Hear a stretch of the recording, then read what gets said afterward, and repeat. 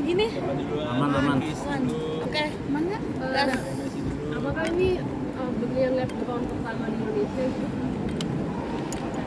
Mungkin aku yang jawab ya. Sebetulnya setahu saya Solitaire bukan yang pertama menjual lab grown di Indonesia sebenarnya.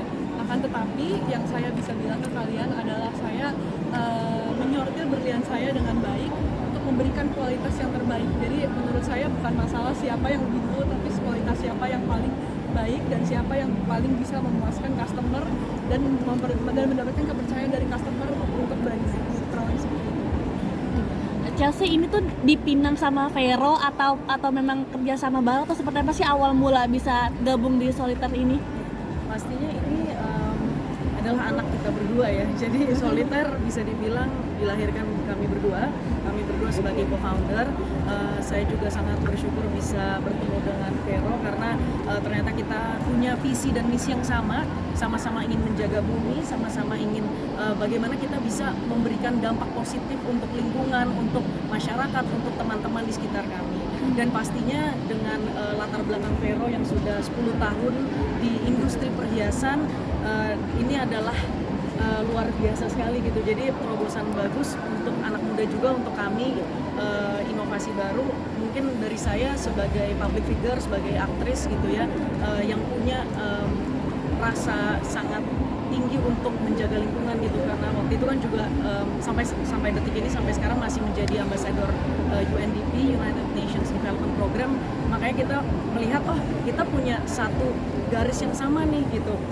Saya dari sustainability, Vero dari industri perhiasan yang juga ingin mengembangkan industri perhiasan di Indonesia gitu. Makanya bisa dibilang ini ya salah satu yang pertama di Indonesia untuk lab grown diamond. Menjadi duta kan dari 2017 itu kan, tapi kalau proses berdua ngomongin mau rilis si anak-anak itu dari kapan sih dan prosesnya berapa lama?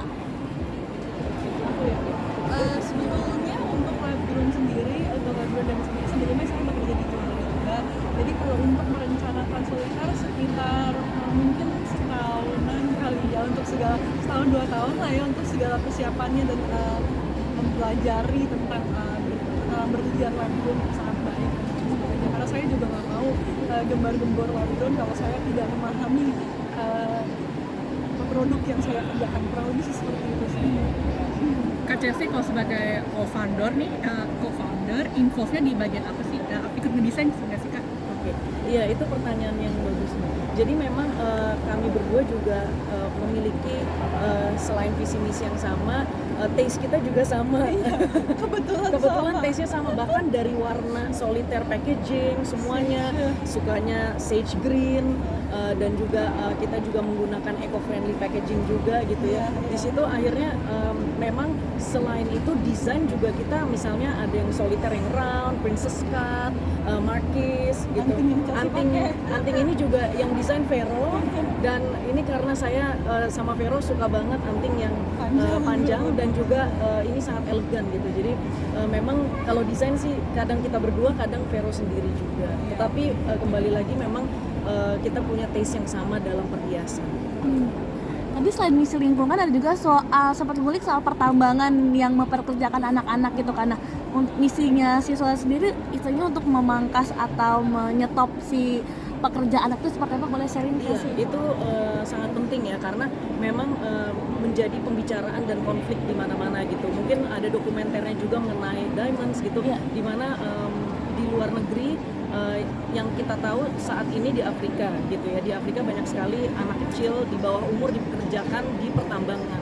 Dan itu kan sebenarnya bukan ranah mereka ya, bukan untuk anak kecil gitu, bukan tempat mereka untuk bekerja atau bermain. Mereka harusnya disekolahkan, mereka harusnya memiliki kesejahteraan, memiliki edukasi dan pendidikan yang selayaknya gitu. Jadi di sini kita berusaha sebagai co-founder dari Solitaire, kita percaya bahwa lab grown diamond bisa memangkas itu gitu. Mungkin kalau stop belum bisa, tapi memangkas. Yang penting kita mengurangi child labor. Bagaimana anak kecil yang di bawah umur dikerjakan secara paksa, di Indonesia mudah-mudahan tidak terjadi gitu. Nah dengan inovasi baru ini kita ingin menjaga anak-anak, makanya kita bekerja sama dengan Plan Indonesia, dengan Wahana Visi Indonesia, karena punya visi dan misi yang sama bahwa mereka juga menjaga kesejahteraan anak-anak. Terus lalu karena kita co-foundernya perempuan, kita juga ingin perempuan juga mendapatkan hak edukasi dan akses pendidikan gitu.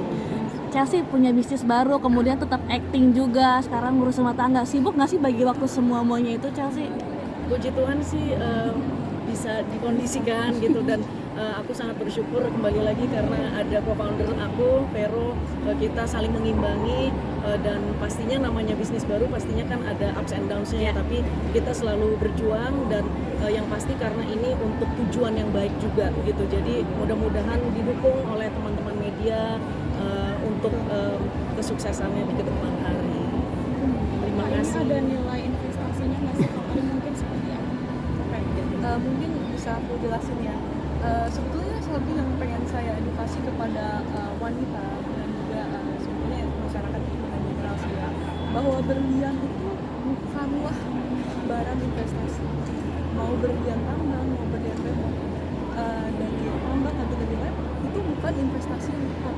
Kalau kalian mau berinvest, lebih baik kalian invest misalnya emas batangan atau properti atau saham, kurang lebih seperti itu. Jadi kalau berlian sebagai investasi menurut saya ide dasarnya sudah salah gitu. Karena kalau kalian memperhatikan harga berlian itu bukan investasi yang baik ya gitu. Kalau kalian mau berinvestasi, kalian berinvestasi di emas, mungkin dolar masih lebih ya kan, seperti itu. Tapi ya kalau investasi itu sih yang bisa saya jelaskan. Kalau yang kalian investasi emas pasti setiap tahun naik, setiap tahun ini stabil dan lain sebagainya. Berlian itu harganya tidak stabil. Banyak orang berprasangka berlian itu selalu naik lurus tidak ke atas, tapi tidak seperti itu. Pasar berlian itu harganya naik dan turun gitu. Jadi ini adalah persepsi yang menurut saya salah, dan wanita, terutama wanita, karena kan konsumsi utama berlian adalah wanita, harus sadar gitu loh. Ini adalah barang yang kita beli untuk menyenangkan hati kita, karena kita deserve, karena kita berhak untuk mendapatkan sesuatu yang cantik dan membuat hati kita senang. Tapi jangan sekali-kali dipikir invest kurang lebih seperti itu. Kalau Chelsea sebelumnya sudah mengerti soal berlian atau sekarang jadi lebih mendalami seperti apa sih, belajar banyak tentang berlian seperti apa? Iya, terima kasih. Pastinya dengan bertemu dengan Vero dan juga Kakak Sumarni, saya belajar banyak sekali mengenai berlian, terutama lab grown diamond.